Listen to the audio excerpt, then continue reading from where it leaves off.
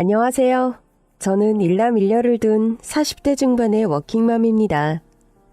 남편은 회사원인데 회사원 월급이 빤한지라 아이들이 초등학교에 들어간 이후부터 저 역시 샌드위치 가게를 오픈해서 운영 중입니다. 아파트 상가의 지하 1층에 매장이 있는데 제가 요리 솜씨가 괜찮은 편이라 장사는 다행히 제법 잘 되는 편입니다. 대단히 큰 돈을 버는 것은 아니지만 제가 일을 시작한 이후로 아이들 학원도 걱정 없이 보내고 지금 사는 집의 대출금도 거진 갚아서 남편도 제게 고마워하고 자기한테 시집와서 고생이 많다고 뭐 그런 미안해하는 얘기도 가끔 하죠. 저희 남편은 대단한 애처가는 아니지만 그래도 속정이 있고 나름의 의리는 있는 편입니다. 저희 부부 적당히 금슬 좋고 또 가끔은 투닥대며 싸우기도 하고 그럼 평범한 부부라 할 수 있겠습니다. 저희 시댁은 저희 집에서 차로 한 30분 거리인데 시어머니와 동서가 한 집에 살고 있습니다. 시아버지께서는 몇 년 전 치매 초기 증상을 보이신 적이 있었는데 병원에 가서 제대로 검진 받아보자 하던 그 찰나에 갑자기 행방불명 대신으로 여태까지 소식이 감감한 상태입니다. 처음에 경찰에 신고도 하고 플랜카드를 붙이고 온 식구가 전국으로 아버님을 찾으러 다닌다고 난리이던 시절이 있었습니다. 2년 넘게 그런 시간을 보내고 나자 어느 날 시어머니께서 그런 말씀을 하시더군요. 너희 아버지 찾아다니다가 니들 밥 줄 건 기겠구나. 아버지 사라지신 거 그거는 아내인 내가 어떻게든 끝까지 포기 안 하고 찾아볼 테니 너희들은 이만 너희들 일상으로 돌아가렴. 실종된 아버지 찾는다고 일도 내팽개치고 이렇게 매달린다고 본업까지 관두고 언제까지 이런 삶을 살 수는 없으니 경찰에 신고도 했고 사람을 써서라도 내가 네 아버지는 꼭 찾을 테니 너희들은 직장일에 신경 쓰고 일상으로 돌아가렴. 그렇게 어머니는 만류하는 말씀을 하시며 저희가 일상으로 돌아가길 종용하셨습니다. 아버님 찾는다고 회사에 휴직계까지 내고 동분서주하던 남편이었는데 회사 상황도 그렇고 현실적으로 남편이 계속 회사 일을 등한시하고 아버님 찾는 일에만 올인할 수 없는 상황이었죠. 저 역시 샌드위치 가게를 운영하다 보니 어머니 말씀을 따를 수밖에 없었습니다. 그렇게 어머니께서는 홀로 실종된 아버님 찾는 일에 열을 올리시다가 체력적인 한계와 함께 상실감이 겹쳐서 건강이 많이 상하고 말았습니다. 원래 시어머니께서는 신장이 좋지 않으셨는데 그 즈음에서 신부전 증상이 악화되면서 몸져 눕는 상태가 되고 말았습니다. 그 즈음부터 해서 여태 시댁에서 함께 살며 시어머니를 돌보고 있는 사람이 동서입니다. 서방님은 회사 특성상 해외 파견 근무가 잦고 현재도 해외에 나가 주재원으로 일을 하고 있는 형편입니다.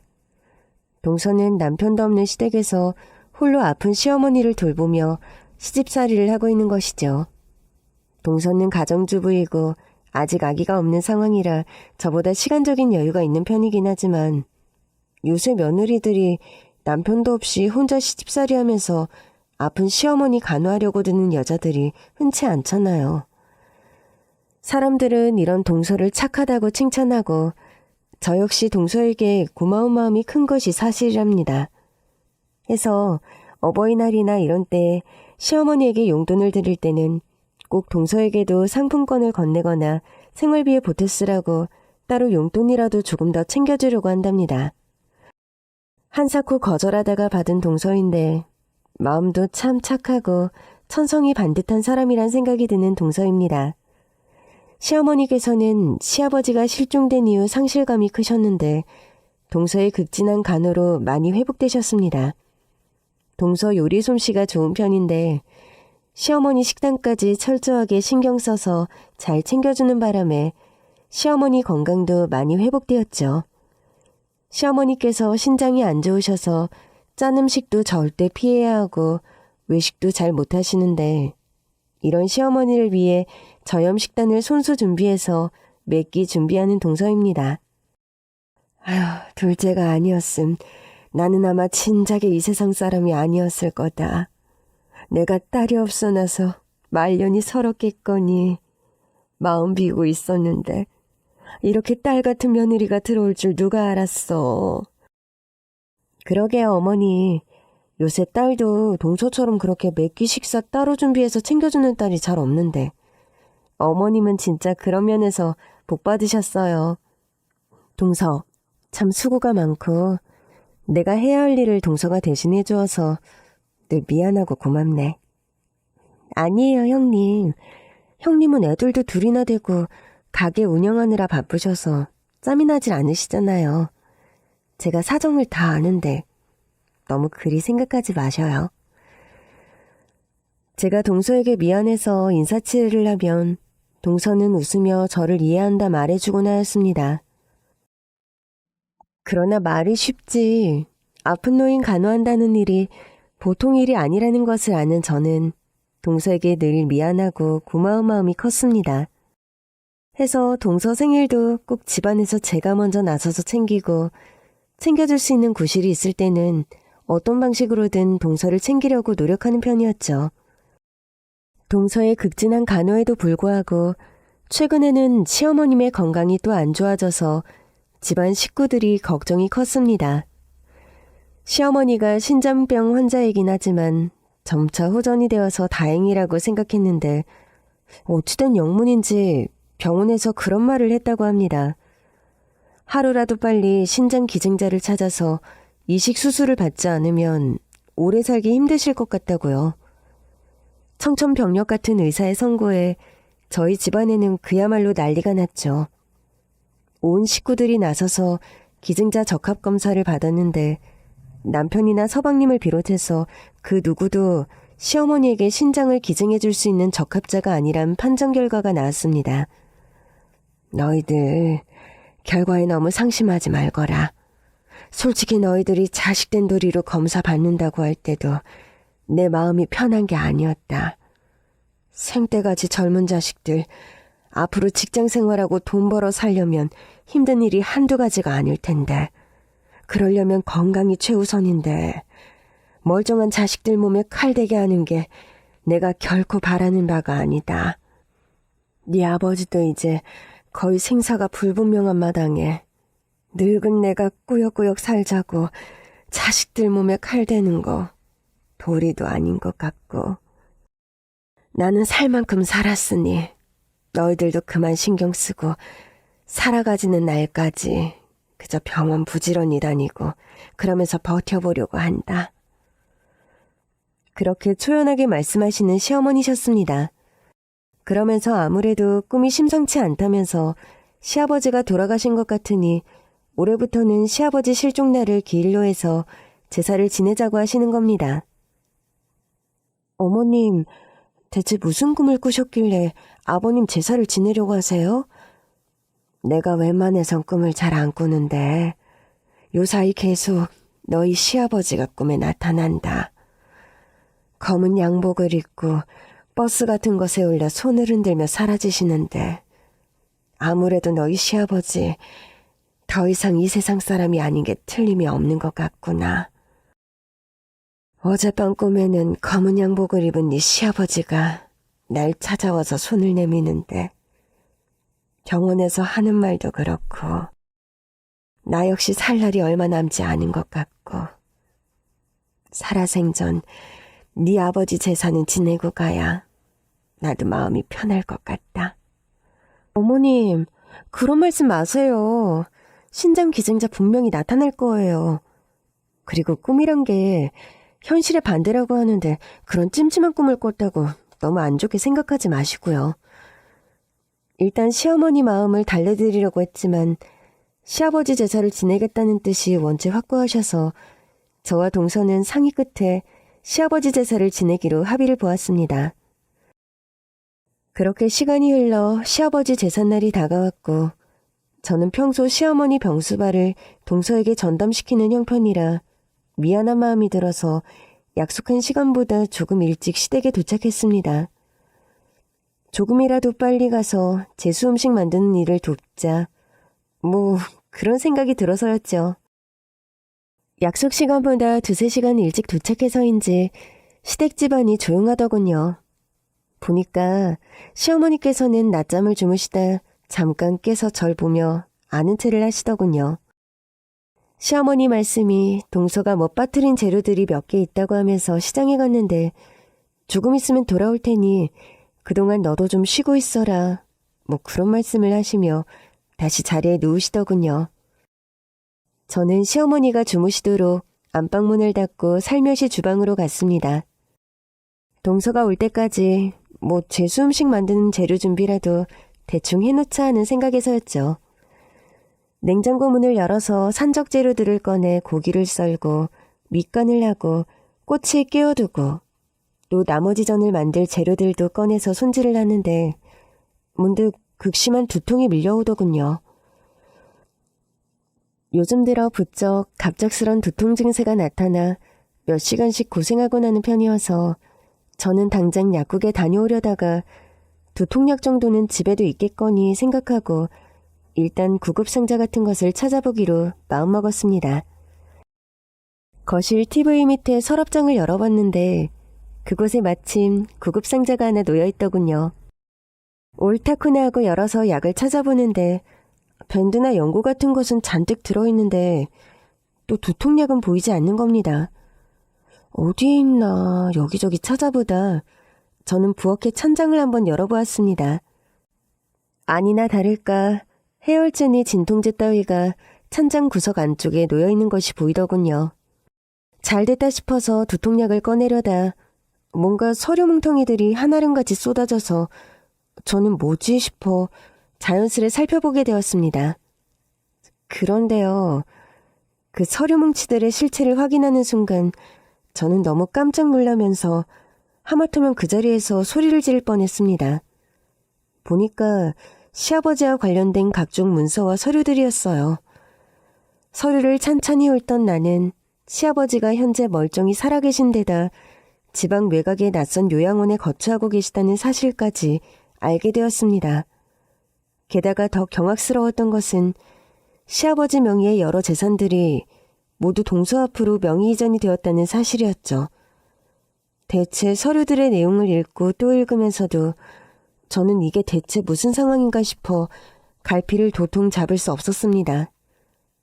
그렇게 안 그래도 두통이 몰려오던 차에 머리가 너무 아파 지끈거리는 머리를 부여잡고 서류들을 한참 뚫어지게 살펴보고 있는데 아니 형님, 지금 대체 남의 집 찬장에서 뭘 뒤져보고 계신 거예요?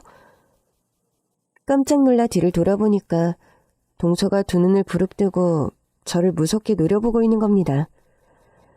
평소 생글생글 잘 웃고 온화한 얼굴의 동서인데 그렇게 두 눈에서 살기등등한 빛이 뿜어져 나오는 건 그날이 처음이었습니다.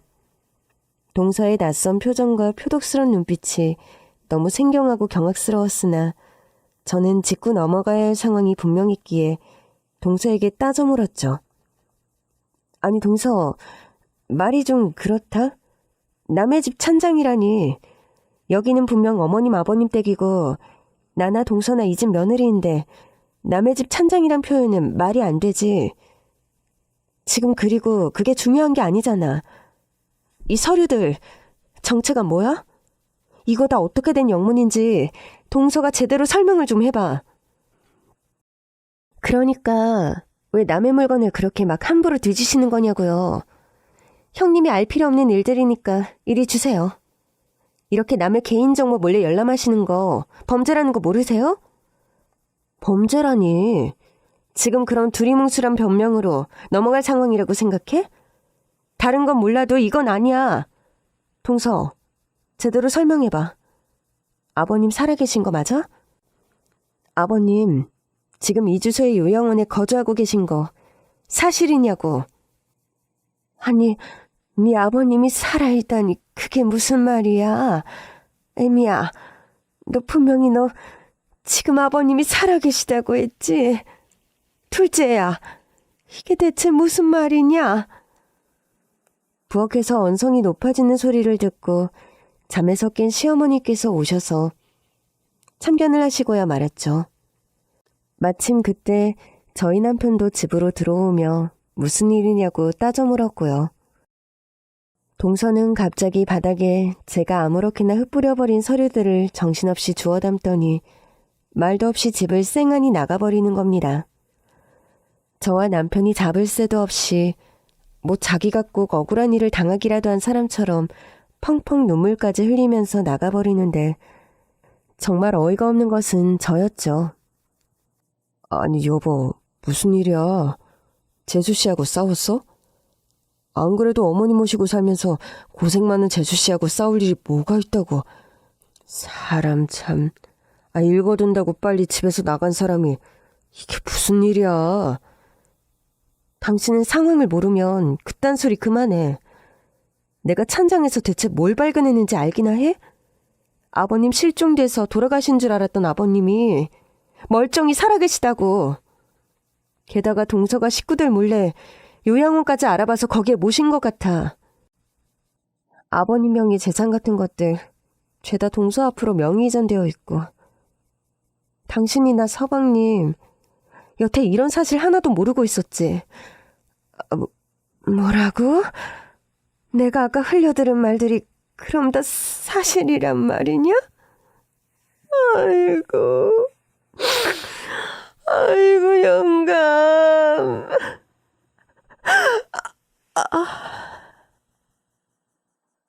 시어머니께서는 갑자기 충격을 받으신 건지 말을 잇지 못하시면서 그 자리에서 실신하고 말았습니다. 안 그래도 가뜩이나 건강이 악화된 노인인데 그런 심정적인 충격을 받으면 몸이 그 충격을 받아들이지 못하고 만 것이었죠. 안 그래도 병원 검진 날 스트레스와 충격을 받는 일을 절대 피하라는 담당 의사의 소견을 들은 터라 저희는 너무 깜짝 놀라 다른 상황을 살필 겨를도 없이 시어머니를 모시고 응급실로 달려갔죠.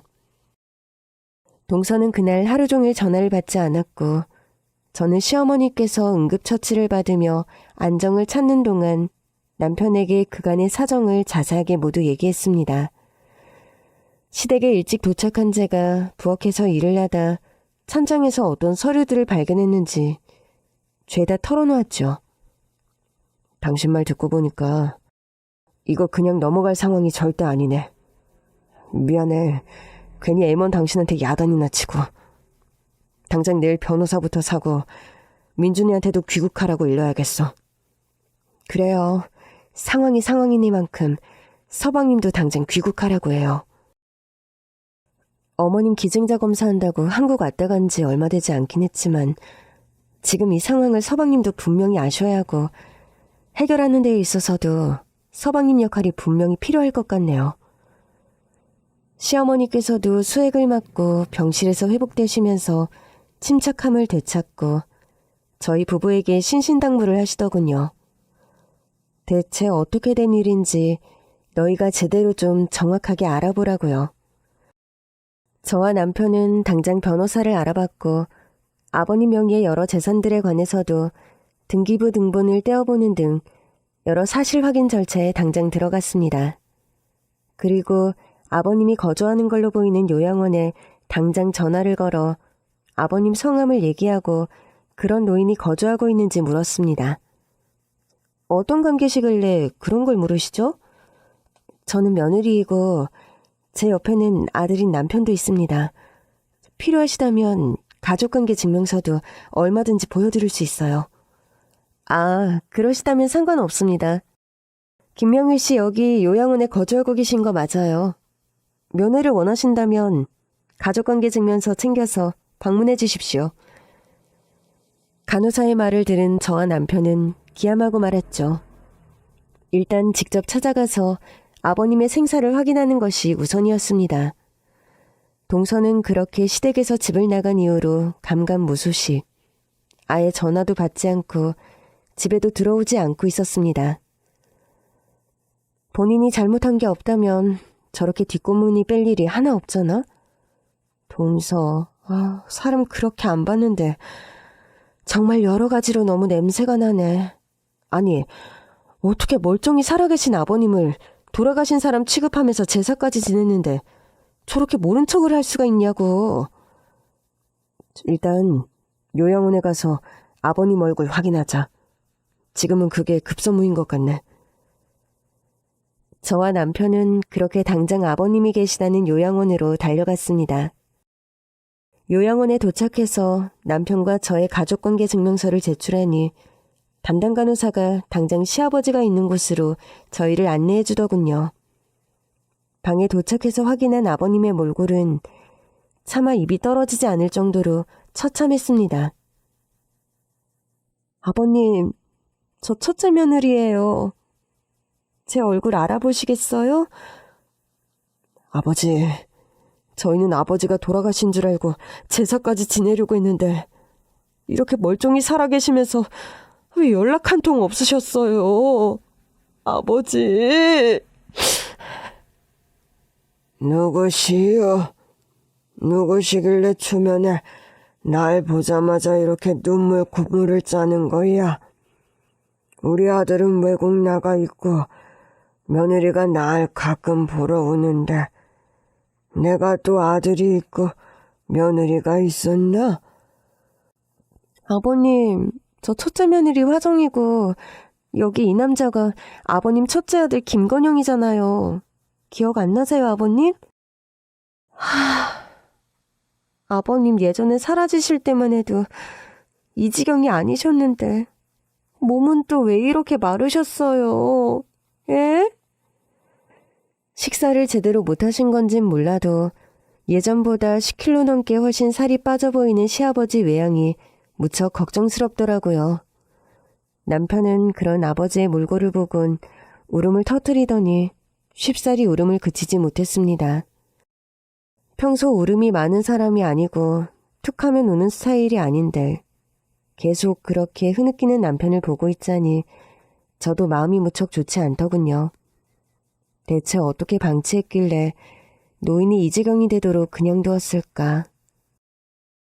치매 상태도 그렇지만 며칠 굶은 사람처럼 바싹 마른 시아버지 외양을 보니 너무 화가 나서 요양원이 대체 환자 관리를 어떻게 한 거냐고 따져 물으려다 일단 처리해야 할 시급한 사항이 많은 탓에 부랴부랴 아버님을 퇴소시키고 일단 집으로 모셔왔습니다. 집에서 또 아버님을 상봉한 시어머님은 한바탕 난리가 났죠. 아니 여보, 이게 대체 어떻게 된 일이요? 그렇게 풍채 좋고 건장하던 양반이 쇠코챙이처럼 바싹 말라서 밥 한 술 못 얻어먹고 그동안 지낸 거예요? 말을 좀 해보세요, 여보. 배고파. 나 밥 좀 줘. 나 당신 해주는 꽁치 김치찌개 먹고 싶어. 아유, 빨리. 배고파 쓰러지겠다니까. 시아버지께서는 정신이 좀 오락가락한 상황에서도 시어머니 얼굴은 정확히 알아보시는 듯 했습니다. 큰아들과 큰며느리는 못 알아보는데 그래도 시어머님이라도 알아봐서 다행이라고 생각했죠. 시아버지께서는 시어머니가 부랴부랴 차린 밥상을 받아들고 허겁지겁 드시더니 그대로 골아떨어지셨어요. 어머님, 일단 아버님을 찾았으니까 다행으로 생각하시고요. 어머님은 아무 걱정 마시고 아버님 좀 옆에서 지켜보시면서 조금만 지내고 계세요. 요양원에서 듣자 하니까 아버님께서 정신이 좀 오락가락 하시는 것 빼고는 큰 문제 행동이 없으셔서 집에서 모시는 것도 별탈 없을 거라고 하더군요. 급한 대로 간병인 한 병 알아보고 있으니 간병인 구할 동안만 어머님께서 조금만 고생하고 계세요.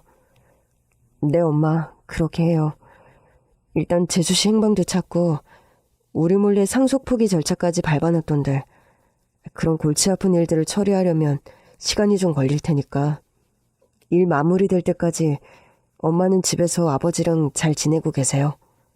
무슨 일 생기면 바로 연락하시고요. 아니, 저 평화롭던 집구석에 이게 대체 무슨 사달이냐, 응? 너희들 일 처리하다 무슨 병고 안 당하게 조심하렴. 내가 요즘 꿈자리도 뒤숭숭하고 일이 아무것도 손에 안 잡힌다. 저희 변호사도 다 알아봤고 경찰에 동서를 제대로 고소하려고 하니까 어머님은 신경 쓰지 말고 건강 잘 살피세요. 법대로 처리하면 큰 탈 없이 다 잘 해결될 거예요. 그래요, 엄마. 골치 아픈 일들은 우리가 다 알아서 해결할 테니까 엄마는 걱정 말고 집에서 아빠랑 잘 지내고 계세요. 그래도 너희들이 있어서 안심이다. 무슨 일 있으면 중간에라도 꼭 전화해라. 알겠니? 네, 걱정 마세요, 어머님. 저와 남편은 그렇게 시어머니를 안심시켜드리고 시댁을 나왔습니다. 며칠 만에 다행히 괜찮은 간병인을 구하게 되어서 바로 시댁으로 보내드렸고 한결 좀 안정된 상태에서 일을 처리할 여건이 되었죠. 변호사를 통해 상담을 받고 또 여기저기 알아보니 동서란 사람은 아주 계획적으로 시아버지를 유기하듯 요양원에 맡긴 후 의도적으로 시댁 재산을 빼돌리려고 아주 오래전부터 주도 면밀하게 움직인 정황이 밝혀졌습니다. 경증 치매를 앓던 시아버지가 실종되었을 때 경기도 외곽에서 그런 시아버지를 처음 발견한 것은 사실 동서였더군요. 동서는 그때 가족들에게 시아버지를 발견한 사실을 아예 숨기고 가족들에게는 철저하게 비밀에 붙이고 지방 소도시에 이름 없는 낙후된 요양원에 시아버지를 유기하듯 맡긴 거였습니다. 원래 시아버지께서 복용하던 치매약도 일방적으로 끊어버리게 만들어서 시아버지 상태가 그간 더 악화된 것이었고요. 그러면서 요양원에는 본인이 유일한 시아버지의 보호자인 것처럼 행동했다는 겁니다. 아니, 그분이 이 할아버지 둘째 며느리라고요? 저희는 그분이 할아버지 친딸인 줄로만 알고 있었어요.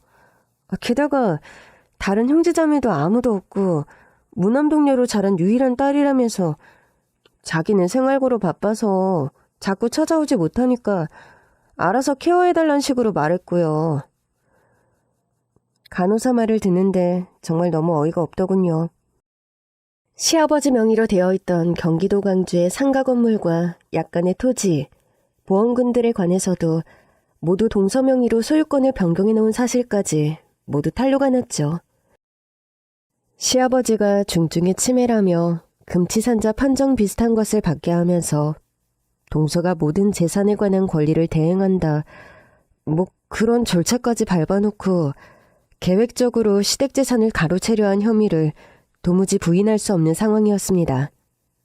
동서의 행방이 하도 묘연해서 동서 지인들을 모두 수소문한 끝에 겨우 동서가 거처하는 곳을 알게 되었습니다. 더 경악스러웠던 것은 동서에게 내연남이 있다는 사실이었습니다. 동서의 지인들은 하나같이 동서의 거처를 쉬쉬하며 말해주지 않았는데 딱 한 명 동서의 거처를 시원하게 말해주는 사람이 있었죠. 알고 보니 예전에 동서와 금전 문제로 좀 안 좋은 일을 겪은 친구더라고요. 신영이 아는 애들은 아마 그의 거처 시댁 식구들한테 아무도 말 안 해줄걸요? 아니, 왜요? 평소에 동서가 시댁하고 원수 찌고 살았던 것도 아닌데 왜... 어머, 모르셨나봐요? 평소 신영이 걔가 시댁에 시자 얘기만 나와도 부르르 떨면서 몸서리치던 애예요. 자기가 능력 없고 기댈 친정이 없어서 어쩔 수 없이 아픈 시어머니 모시고 산다고 어느 여자가 남편도 없는 시댁에서 그러고 살고 싶겠냐면서 주머니에 쌈짓돈 정도라도 챙기게 되면 당장 박차고 도망 나올 거라고 술만 마시면 그렇게 주정하곤 했는데.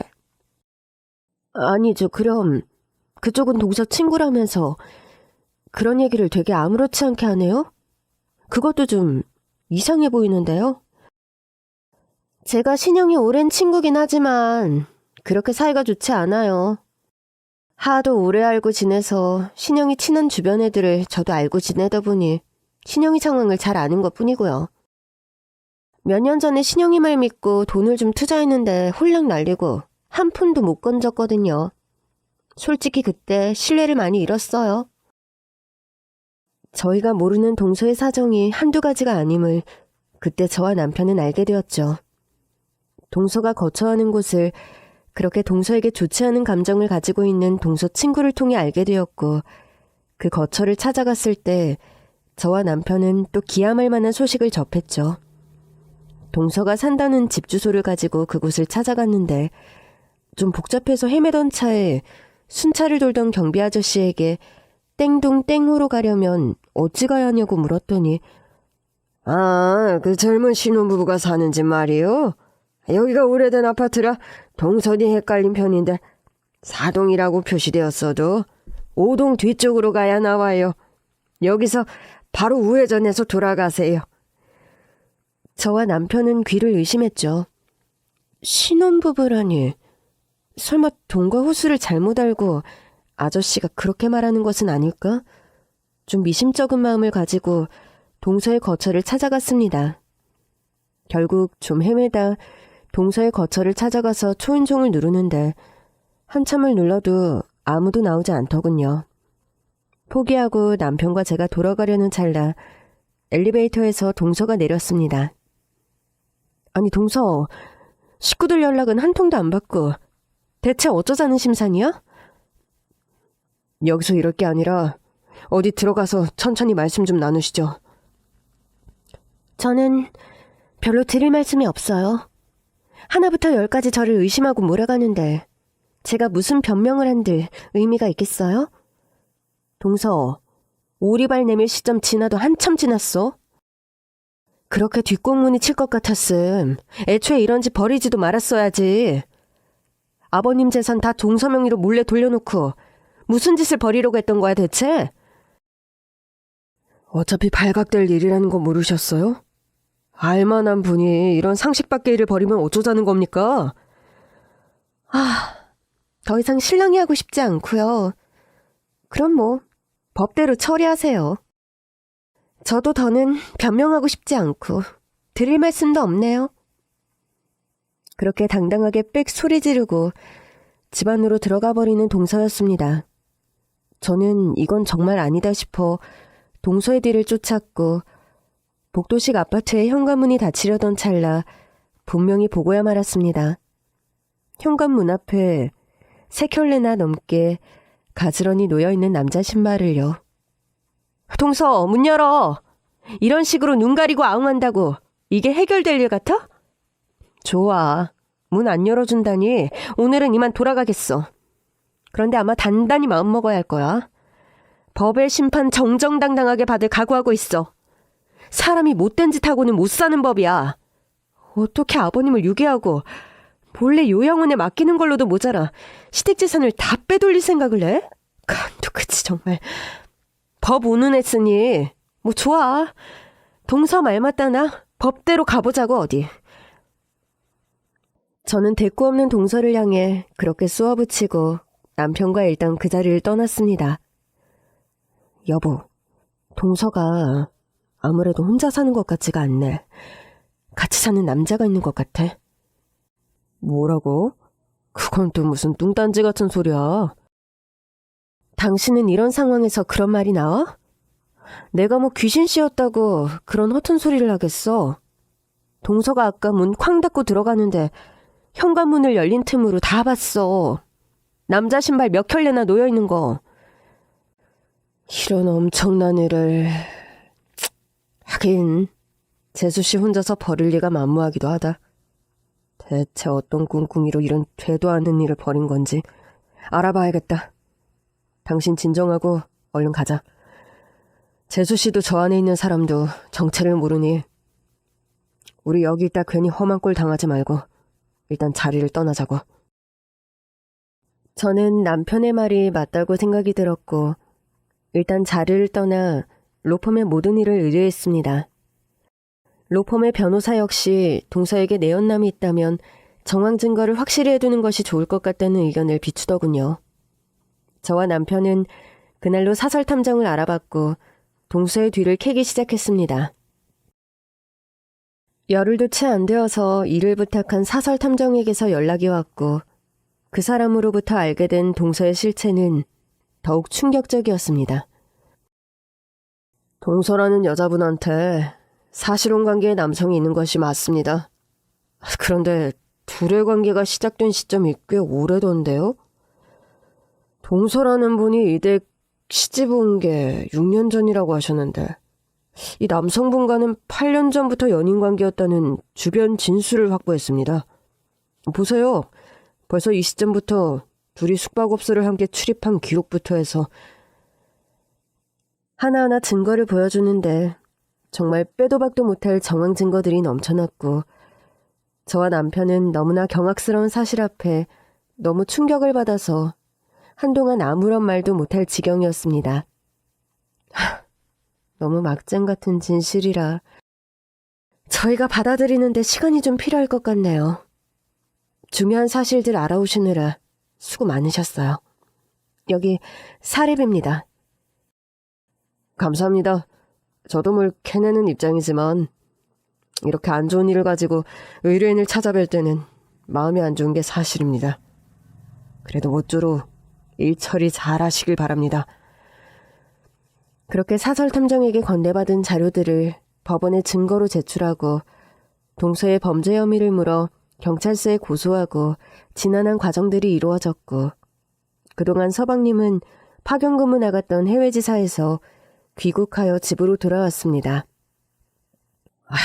제가 와이프 단도리를 잘못해서 일이 이 지경까지 이르렀네요.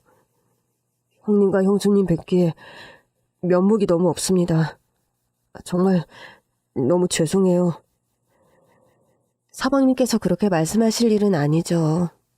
동서가 그런 일을 벌이는 걸 아신 것도 아니고 외국 나가 일하느라 가정을 살필 겨를이 없으셨던 건데 제가 살아보니까 가정을 살필 겨를이 없으면 애초에 가정을 꾸리면 안 됐던 건데 제가 너무 무리한 욕심을 부렸던 것 같아요.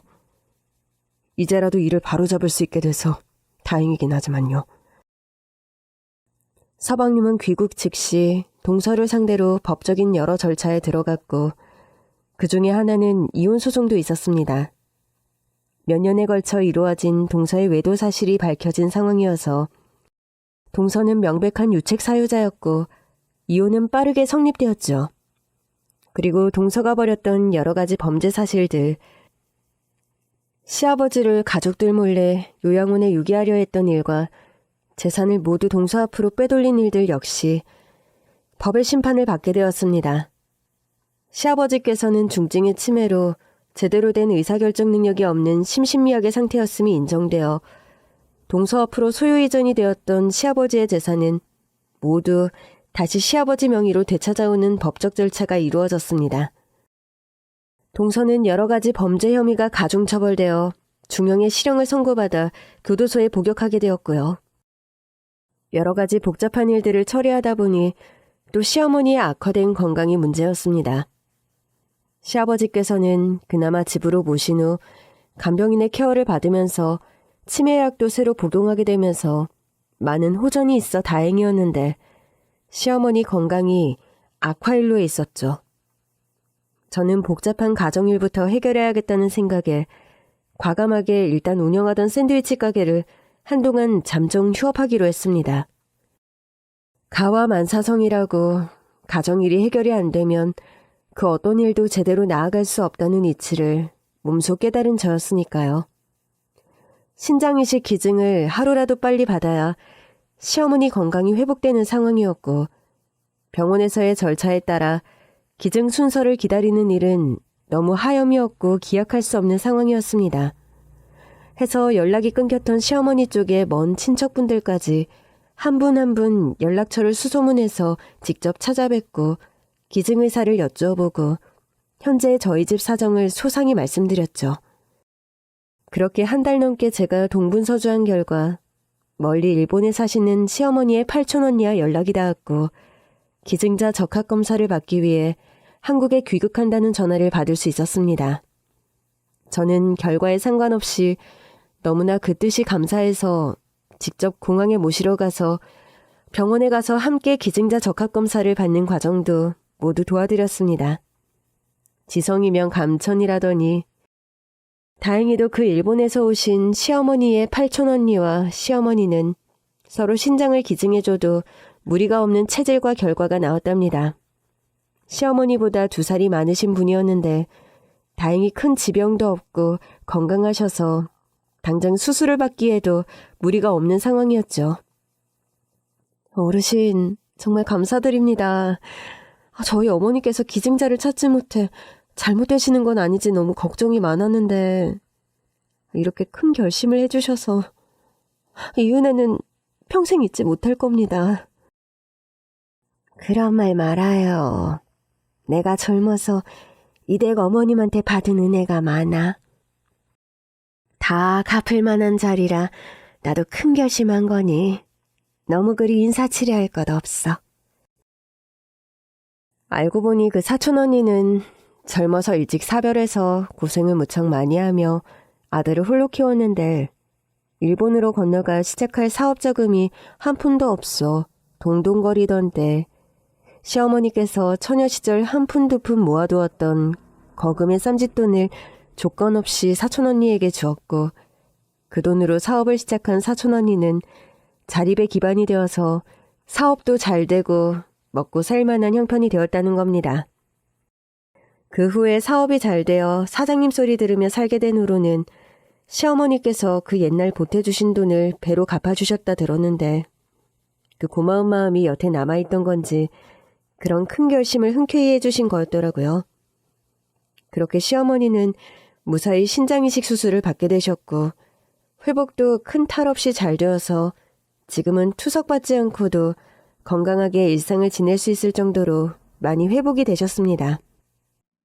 중증의 치매로 고생하시던 시아버지셨는데 요양원에서 모시고 나와 집에서 간병인과 케어해드리면서 새로 나온 치매약을 복용한 후로는 상태도 많이 호전되어서 시부모님 건강 상태가 그 어느 때보다 양호해진 요즘이죠. 어머니 아버지 건강이 이만큼이나 회복되고 또 제주시 문제부터 해서 당신이 집안 문제 해결해준 공이 참 크네. 어머니도 당신 아니었음 이식 수술 받기 힘드셨을 거야. 여러모로 당신한테 고마워. 내가 장가 한번 잘 들었다는 생각이 드네. 내가 노력한 거 알아주니 고맙네요. 대신 말로만 하지 말고 당신도 나한테 좀 잘해요. 나도 앞으로 더 잘할 테니까. 시끄러운 집안일이 해결이 되고 시부모님 건강이 회복이 되고 나니까 남편과 금슬이 어느 때보다 좋아진 요즘입니다. 인사치레로 하는 말이랄지라도 고맙다 소리를 들으니 저 역시 기분이 좋은 것이 사실입니다. 한날은 시어머니께서 그런 말씀을 하셨습니다. 예, 첫째야. 바쁘지 않으면 와서 좀 앉아보렴. 너한테 긴히 할 이야기가 있다. 무슨 말씀이신데요, 어머님? 다름이 아니라 내가 생각해봤는데 네 아버지 명의 재산들도 그렇고 나나 네 아버지나 나이도 있고 지병도 있어나서 슬슬 재산 정리를 해야 할 것 같아서 말이다. 미리 그런 정리를 해놨더라면 네 동서... 이젠 동서도 아니다만 그런 못되고 막 나가는 며느리한테 눈 뜨고 코 베일 뻔한 상황도 없었을 거 아니니. 생각해둔 일이라도 있으세요? 저희는 어머님 아버님 뜻에 따를 테니 하고 싶은 대로 하세요. 이번 여러 일들을 겪으면서 우리 집 재산을 잘 정리하고 유지해 나갈 사람은 우리 집안에 너 하나뿐인 것 같다는 생각이 든다. 해서 아버님 광주 건물도 그렇고 토지도 그렇고 이참에 네 명의로 해주려고 한다. 너는 장사를 하면서 재테크 수완도 나름 있으니 알뜰하게 잘 재산을 유지하고 불려가 보렴. 시어머니는 그렇게 시댁의 거의 모든 재산을 제 앞으로 명의 이전해 주셨습니다. 처음에는 굳이 그러실 필요가 없다고 극구 만류했는데도 시어머님 뜻이 원체 확고했고 남편 역시 그렇게 하라고 해서 저는 받아들이기로 했죠. 게다가 서방님까지 나서서 그런 말씀을 하셨더랍니다. 형수님, 재산 가지고 그 사람이 그런 장난을 했다고 했을 때 정말 타국에서 잠도 한숨 못 자고 바로 귀국했어요. 제가 결혼 잘못한 죄로 우리 집 재산이 그런 사기꾼한테 홀랑 넘어간다 생각하니 등에 식은땀이 흐르고 물 한 모금 안 넘어가지더군요.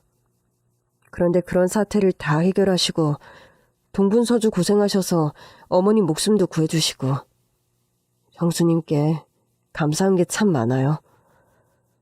그래도 거의 모든 재산의 명의를 제 앞으로 하는 거에는 서방님도 좀 서운하실 것 같은데요? 경수님, 재테크도 잘하실 것 같으니까 가지고 계시면서 좀 불리셨다가 나중에 제가 은퇴해서 그때 가서 돈이 없으면 그때 조금만 저 도와주세요. 저 집안 재산에 그리 큰 욕심 없습니다. 제가 사실 주식이니 코인이니 그런 걸로 재미를 좀 봐서 한동안 돈 걱정 없이 지내도 될 만한 상황이기도 하고요. 듣자 하니까 서방님께서 회사의 중역이라 연봉도 꽤 높은 편인데 주식이니 코인이니 그런 걸로 공격적으로 투자를 한 것이 운 좋게 대박을 친 모양이더라고요. 해서 집안의 재산을 상속받지 않아도 될 만큼의 경제적 자유를 획득했다면서 쿨하게 욕심을 내비치지 않는 서방님이셨죠. 그리고 그간의 복잡한 집안일들을 제가 동분서주하며 해결한 것에 대한 고마움이 크다면서 제가 집안의 재산을 도맡아 관리해 주길 원한다고 하셨습니다. 형수님이 계셔서 이제 한국의 일들은 제가 걱정하지 않고 다시 떠나도 되겠죠? 제가 파견 근무를 계속해야 하는 입장이라 더 지체하고 있기는 힘들 것 같네요. 어머님 건강도 회복되셨으니 치매 앓으시는 아버지가 마음에 걸리긴 하지만 형수님 믿고 제가 일하러 떠나도 될까요? 그렇게 하세요, 서방님. 가실 분은 가셔야 하는 게 순리기도 하고요. 서방님 하시는 일이 외국 나가서 계셔야 하는 건데 어쩔 수 없죠. 한국 일은 걱정 마시고 다시 돌아가셔서 일 열심히 하세요. 무슨 일 생기면 바로 연락드릴 테니 너무 걱정 마시고요. 그렇게 서방님은 외국으로 다시 파견 근무를 떠났고 저는 다시 샌드위치 가게 운영을 시작했습니다. 어머님 아버님 건강 상태가 좋아지시긴 했지만 아무리 생각해도 동서도 없는 마당에 한 집에 합가해서 살면서 부모님을 모시고 케어해드리는 것이 좋겠다는 판단이 들어서 저와 남편은 상의 끝에 시댁에 들어가 함께 살기로 했습니다. 아이들도 원체 할머니 할아버지를 따르고 좋아하는 편이어서 큰 문제 될 것이 없었죠. 저도 차라리 한 집에 함께 살면서 모시는 일이 마음 편할 것 같다는 생각이 들었어요. 시아버님 케어는 예전에 구한 간병인을 계속 쓰면서 모시니까 크게 힘들 일은 없었습니다. 시어머니께서도 건강을 많이 회복하셔서 아이들 좋아하는 반찬은 직접 만들어주시기도 해서 감사할 따름입니다. 저는 여전히 워킹맘으로 바쁜 하루하루를 보내고 있습니다. 아침에 일어나면 식구들 먹을 아침 식사를 차려놓고 부랴부랴 샌드위치 가게로 출근하죠. 점심은 어머님 아버님에게 알아서 챙겨 드시고 저녁에는 제가 퇴근해서 함께 저녁을 차려 먹거나 몸이 너무 피곤한 날에는 다 함께 외식을 나가기도 합니다. 최근에는 제가 명의 이전을 받은 경기도 상가 건물의 1층에 제가 운영하는 샌드위치 가게에 분점을 오픈했답니다. 그곳에서의 매출 실적도 나쁘지 않아서 요즘은 간만에 신이 나네요. 장사하는 사람에겐 장사가 잘 되는 일만큼 기쁜 일이 없는 것 같습니다. 합가에서 생활한 이후 아이들은 학교에서 돌아오면 집이 텅 비어있지 않고 할머니 할아버지가 계셔서 좋다고들 합니다. 일하는 엄마인 저는 늘 아이들이 저녁 먹을 시간이 되어서야 집에 돌아오곤 했는데 따뜻한 가정의 울타리를 지켜주시는 시어머니 시아버지가 감사할 따름입니다. 시집살이는 대부분의 여자들이 꺼려하지만 꼭 그래야 할 일도 아닌 것 같습니다. 모든 건 경우에 따라 다르겠지만 저는 시부모님과 함께 살면서 예전보다 행복지수가 더 높아진 것 같습니다. 일단 가까이서 매일 보면서 한 집에서 사니까 두 분의 건강 상태를 매일매일 제가 직접 체크할 수 있어서 좋고요. 또 제가 일하는 엄마다 보니 제 손이 미칠 수 없는 살뜰한 보살핌을 시어머니께서 직접 해주셔서 너무 감사합니다. 신장이식 수술을 받으신 후 컨디션이 많이 좋아지신 시어머니께서는 본인이 먹을 저염식과 손주들 먹을 반찬을 직접 만들어주시는데 워킹맘인 제 입장에서 너무 감사한 일이 아닐 수 없습니다. 저도 집안 청소나 빨래, 아침 식사는 아무리 힘들어도 제가 하고 되도록 시어머니 일을 덜어드리려고 노력하고 있죠.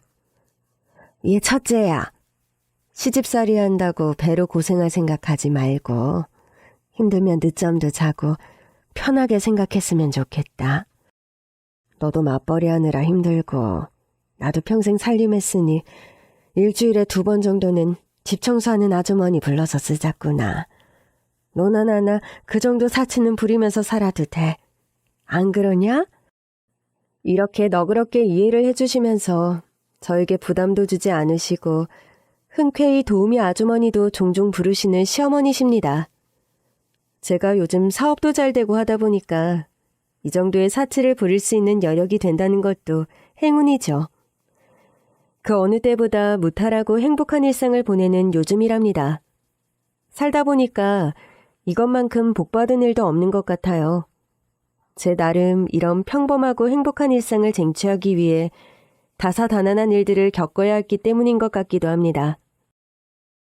여러분의 일상은 안녕하신지요? 부디 평안하고 행복한 일상을 보내고 계시길 기원해 봅니다. 긴 얘기 들어주셔서 정말 감사합니다.